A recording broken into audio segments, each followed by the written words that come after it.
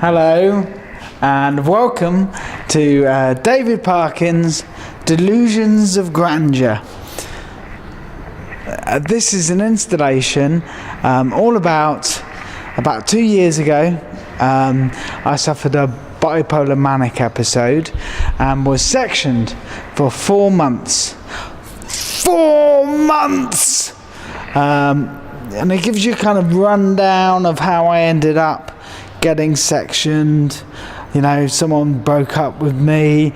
I was drinking too much and then I went off the booze very quickly, and then I started getting elevated. I wrote a load of rules to live by, which you can look at these rules, and some of them are quite good really, but they do get more grandiose as they go on. And I started doing things like going to the pub but taking homeless people and buying them rounds and going for walks at 3 o'clock in the morning, putting myself in vulnerable positions. So there was I was supposed to be doing a reading of The Notes That Nobody Picked, but my plans for it were completely mad. And I was denied that because I rang them up and they said the artist is unwell, which really annoyed me.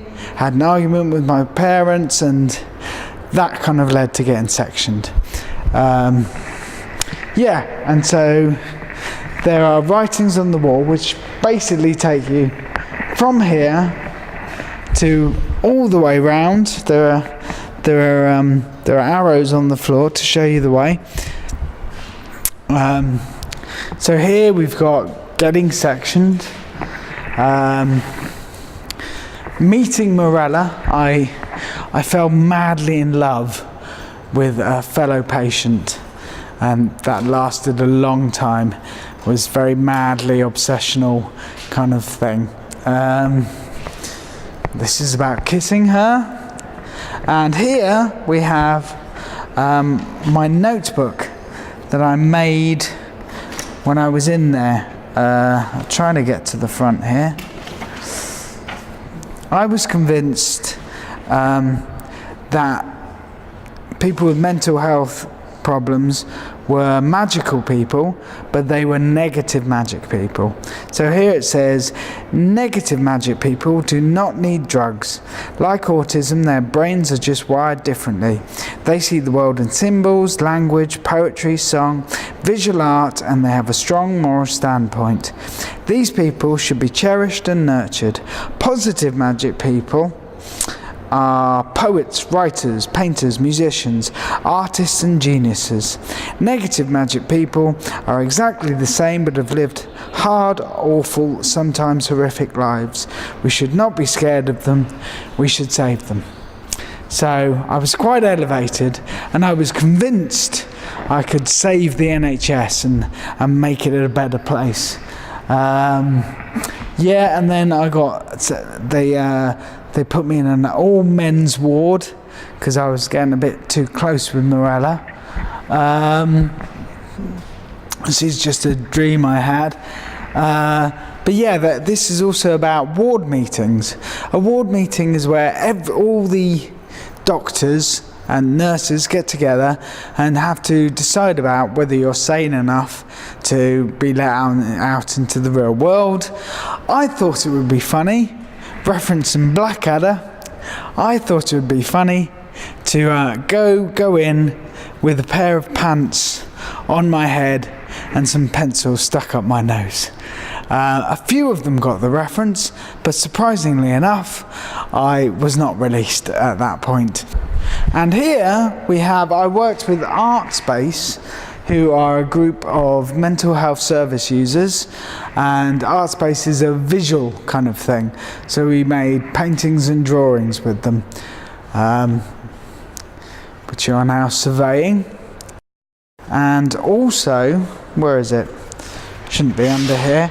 I worked with the Bradgate writers, and Bradgate writers most of them were actually inpatients at the Bradgate unit, and they did work and poetry around the themes of the exhibition. Little detour. I'll just take you to here. So the girl I fell madly in love with, Morella. I asked her, does she want to do some art for this? And this is art inspired by her time inside, as we like to say. You've been inside? Yeah, I've been inside. Here's a little... I got punched by a pensioner, a fellow inmate, who was a very, very quiet, he had learning disabilities, very withheld, and I managed to annoy him so much that he decked me like a real champ. Anyway, okay. Now, most of these boards, I've just tried to give you a glimpse. So they're normally just a page long, a glimpse of moments on the ward. But Escape to the Champagne Bar is three petitions long, because it was, I think, the most daringly cunning escape that there was. You know, for example, I decided I can walk into town because the police were kind of out and following, and I only had £1 in my pocket, and I went onto a bus, and £1 wasn't enough to get in town, and so I said to her, I'm sorry, I've just been to see my friend at the Broadgate unit. He's having a mental breakdown, and he's in a really bad way, and I just wasn't thinking about the money, and can I get into town with this, please? And the bus driver gave me a ticket, and I thought, I'd like to thank the Academy. Over here we've got kind of scraps of paper and poetry of stuff I wrote when I was in there, and on these headphones you can listen to songs I wrote and recorded in there, sneakily recorded in there, because you can hear people yelling in the background and things like that. These recordings, I initially wanted to redo them, but my sound man persuaded me to leave them as they are, because they're very raw and sort of vulnerable, because I'm obviously drugged off my face. You know, they take their time, but they're good songs, not delivered particularly well. Here's a little Christmas present that I made for Morella, which I gave to the nurses to give to her, but never got delivered. NHS bureaucracy.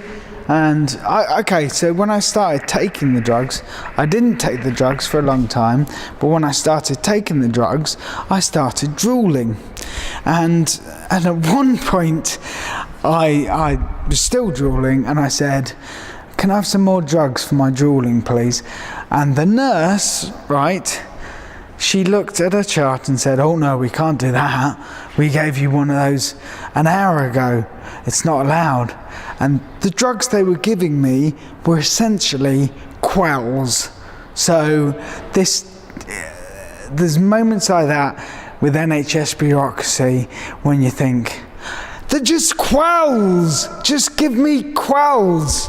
I'm drooling like a basset hound or whatever. I tried to escape over the wall. I was very annoyed by a Polish man who was very tall and bipolar like me, and he would just jump over the walls and escape, and then they'd let him back in. Unfortunately, I'm very short, so I couldn't get over the walls. This is about seclusion, and this is linked to one of the rooms we've got here. I was put in solitary seclusion a couple of times, and I just thought it was horrific. So there's the quote here: "I surveyed the white walls, the single simple mattress, the lack of any stimuli whatsoever, and quickly decided it was horrific.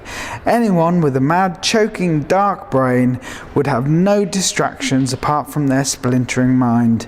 It was, I concluded, the kind of place which you could happily rip your eyes out." We'll just jump forward a bit and go to my seclusion.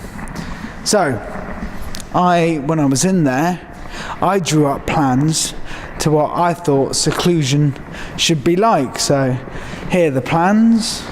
Got murals on the wall. We got books. We got Play-Doh and speakers giving nice nature sounds. And please step into my seclusion.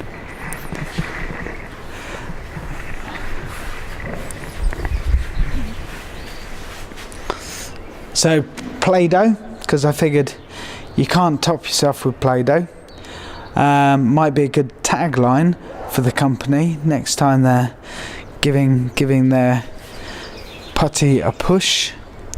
And I was very tired this morning, and I had a snooze in here not so long ago, and it was lovely. Right, seclusion. Okay.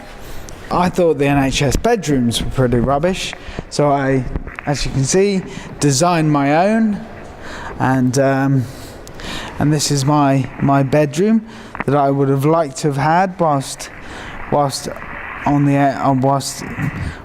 sectioned. Obviously, I think that it's a little bit ambitious. If every bedroom had a piano, might be slightly problematic. Over here, with my rather miserable looking mother, you can listen to interviews with visitors and friends who came, and friends and family who came to visit me. And it really, it's about an hour long, but it really tells the story from the beginnings of nobody knew what was going on, you see, because it's the first time it had happened to me. So people were like, Dave's acting a bit weird.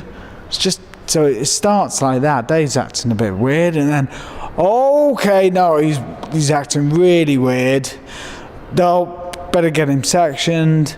Visiting me in hospital, going through the manic phase when I wasn't taking any drugs, and then so it takes it from the beginning to the end to being released. This is my favourite, and I'm very proud to have this petition, this bit of writing up.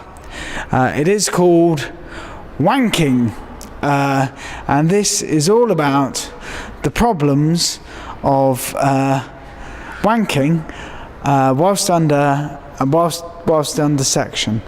And it is humorous, but this one has actually kind of caused a lot of debate, because there's no intimacy inside, and the one intimacy you can kind of rely on is kind of taken away, because often nurses are checking on you every hour.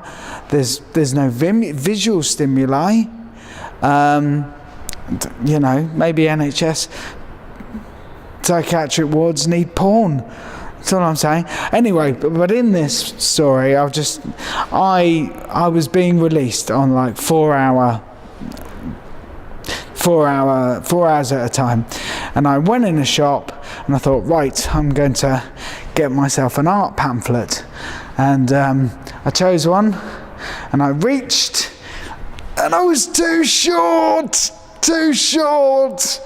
and so I really wanted one though, so I had to get the rather stern, serious Asian lady from behind the counter, who was taller than me, to get me down my copy of Penthouse. Okay, as you will know, especially I had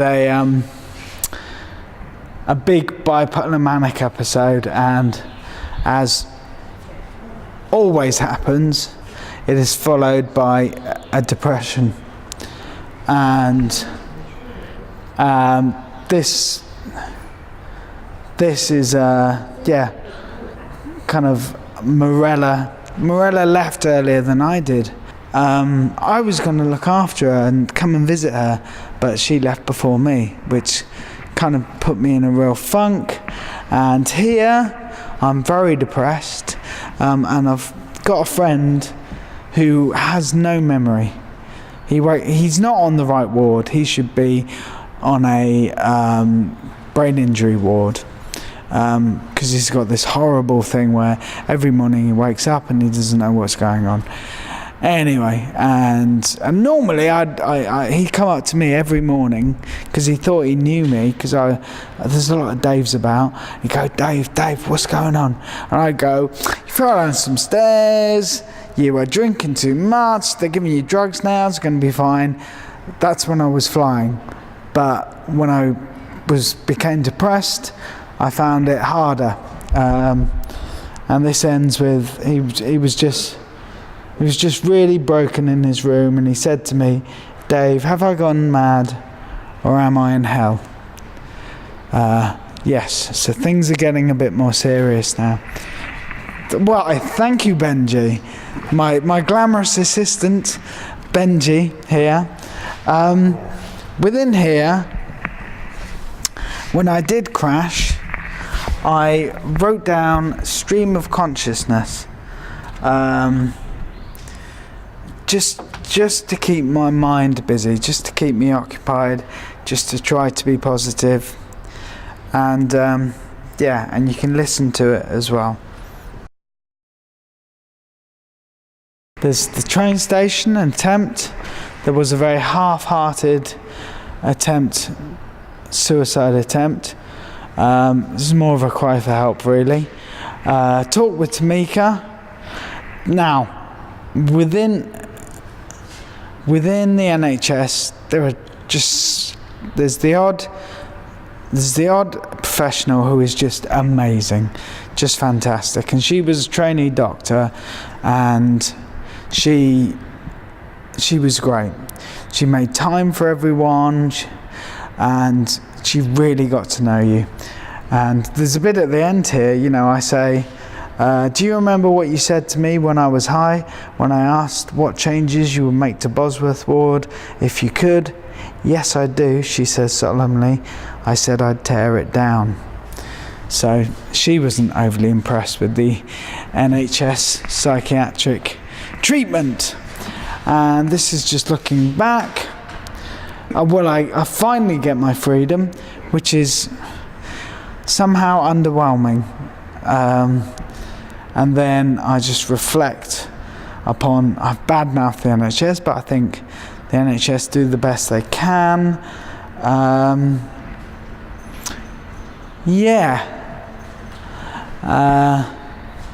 And this is David Parkin's Delusions of Grandeur.